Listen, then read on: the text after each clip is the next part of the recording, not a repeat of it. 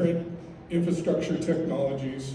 And many years ago, I started working in the laser scanning field and gained a real appreciation for what's going on with surveying and the locating work and learning all about GIS. And there's this location intelligence. There's so much information about where things are out there. And it's so important. You know, Nick was talking about that at the end of the circle, that operations and maintenance, you know. You build a building, you build this digital twin. You started with a BIM model. You got all this data behind the BIM. You move into a digital twin space and you get all this data over there. And I have a very similar chart, and I show a pipe with a big leak, everything that you lose, and the connections, and the brick walls, and the silos. And all that information, you know, you built the dam in a couple of years, but it's going to be in service for 100 years, right? And all that information is there, and getting back to it. I think we have a lot of these technologies are just converging to be great solutions to that problem, right? The world's digitizing, but there's something needs to kind of be the commodity layer, right? And the metaverse is a great place for that. If I can go in there and look and see, you know, whether it's VR or AR or, you know, and let's throw some more letter pairs in there of ML and AI, and they all start working together. You know, it's like, hey, ChatGPT, you know, tag everything in this room for me that has to do with electrical, because I need to figure out what's going on, right? So, you know, it's kind of crazy what we're going to see. It's crazy what we're going to see, and that information layer on the places that we go and work is exactly what we're talking about, is that coming together. So we do have a question from the audience. Can you maybe introduce yourself just briefly? Tell us where you're from. Yeah, hi friends. Mike Kwan from ITG in Boston. So there are millions of people playing video games right now. Those video games are built on Unreal and Unity. What about those products in this world?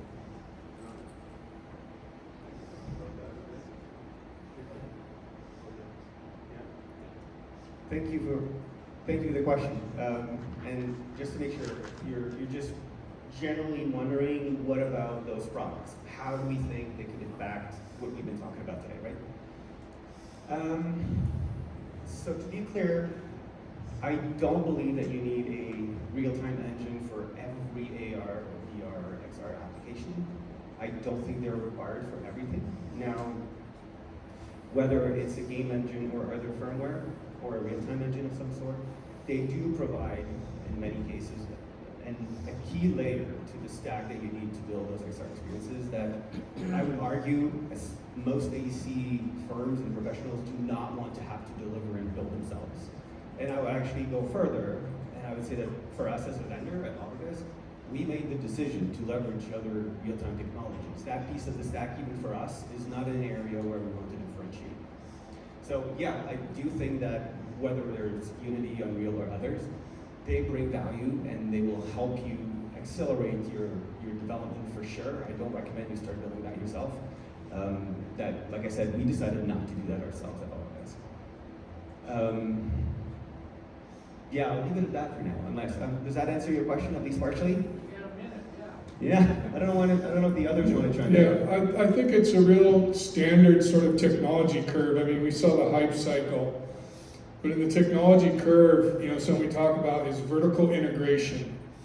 There's a horizontal technology like cars or planes, and then certain verticals start taking advantage of them, right? With planes, we started crop dusting, started delivering the mail.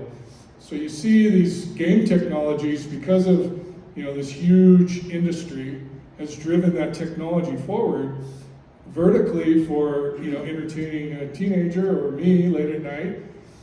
But the vertical integration, how is that important to a roadway owner? How is that important to a water system? How is that important? So you start seeing that, and all the big companies look, I mean, Autodesk has, you know, deals in place and APIs with all of these tools, right? I mean, it's just happening, and it's that utilization of technology, applying it as a tool for this other job that needs to be done. Yeah, just shortly. So Unity and Unreal, we actually use both. I think they're very strong, and they are uniquely positioned to do their thing better. You know, so platform, and the enterprise engine Unreal, on the other hand, a bit harder to set up, but then it's, you know, really beautiful visualizations. So definitely good to be versed in both. It's not for everyone, so you know, it's you know, something that you need to consider before getting into it. We have Unity and Unreal specialists on the team that actually do this, and it's, you know, these people are hard to find.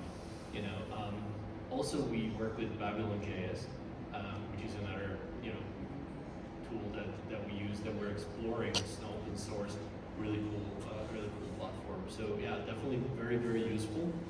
In terms of digital twins, you know, what we found and how we architectured our platform is that, you know, we decouple the Unity, the Unreal, the Babylon.js, and whatever 3D model visualization layer, and then we put a component on top of it that does serve as a black box for data, right? Because you know, the 3D engines showing data are not, you know, they're not designed for that.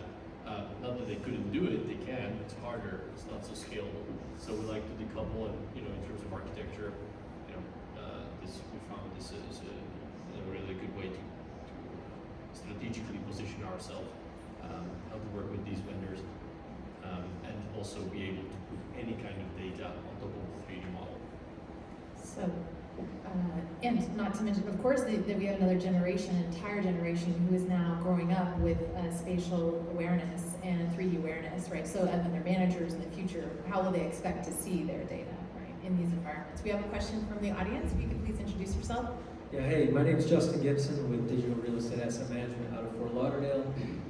Been having some bad experiences with accuracy in outdoor environments, especially in the city. I'm wondering if there's any advancements, maybe SLAM, VPS, something that can bring that accuracy down to like centimeter, inch. Thank you. And you're talking like AR in the real Yes, world? AR. Okay, then, yeah, sure. So that was a point. You know, I had 30 minutes of material I delivered in 10 minutes, so I kind of moved a little quickly. But, you know, out of the box, iPad can find out where you are in the earth within about 30 feet. And if you turn it off and turn it back on, it's 30 different feet, right? It's very, you know, consumer grade.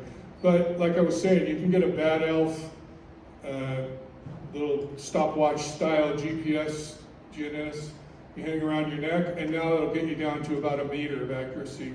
Again, the compass is not that great, so things that are far away, most software have some kind of mitigation, show you a map, or you can pick a pointer, or set up beacons, other things.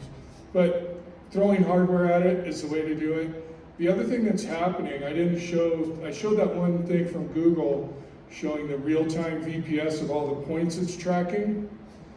Well, you can find a picture of the globe of how much of the Earth Google has mapped using Street View photogrammetry. And they have huge, it's not, you know, it's order of hundreds of cities, but I mean, they have huge amounts. So the technology's coming along. Right now, you have to decide how you want to do it. If you own a certain area, you might be able to come in and scan that area and create an exemplar model, put in a very bespoke VPS, or you can start throwing some hardware at the problem, set out some beacons, set up a little bit of one of the companies, ICT Tracker, I think it was, inside the buildings, they set up multiple beacons and then triangulate between those beacons and just tie you into the building, and you can set them up in a few minutes. So you can throw hardware at it. All of us are trying to solve the problem or find people who have solved it so we can use their stuff. Hope that helps. Something. Absolutely. If I had to bet, what I think is going to happen is that we're going to get a lot smarter about, and you talked about that, Bill, a little bit in your presentation, about combining geopositioning with the ability to recognize the objects in the surroundings from the model. So depending on the use case, but for most use cases, you don't go into a brand new spot without having some sort of idea of what's there. So we're going to be able to start recognizing the objects and automatically positioning where you are and recognizing it and really anchoring the virtual world in the physical space. And when that's a thing for real and it just works, it's going to deliver tremendous value. There's so many smart people working on it. We've been playing around with the thing. If you're familiar with OpenStreetMap or any kind of a mapping tool, it'll show you footprints of buildings, right? Well, we played around with extruding those because we know where they are geographically, and then finding those surfaces and using them to position ourselves. So just in real time, taking a surveyor's work where he gave me the building footprint at some point in the past. And so there's so many ways to try and skin this cat, but a lot of people are working on it. I mean, it's getting, there's parts, you won't know it, but there's parts of San Francisco with an Apple phone, your accuracy will blow your mind because they've been implementing technologies and they've turned them on in those areas, but it's still, it's coming better to the consumer space, but you can throw some hardware at it. It usually needs to have a little bit of something inside whatever software you're trying to use. Okay, so with that, I think we are wrapping up this session, and I want to say thank you to our speakers, and thank you to the audience. Thanks to Ted, thanks to Julie, and yeah, come chat with us.